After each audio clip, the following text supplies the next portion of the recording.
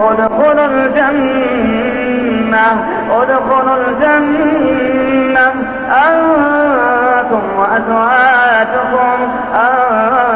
وأزواجكم تحبرون يطاف عليهم بصحاف من ذهب وأكواب وفيها ما تشتهيه الأنفس وتلذ الأعين وأنتم فيها خالدون.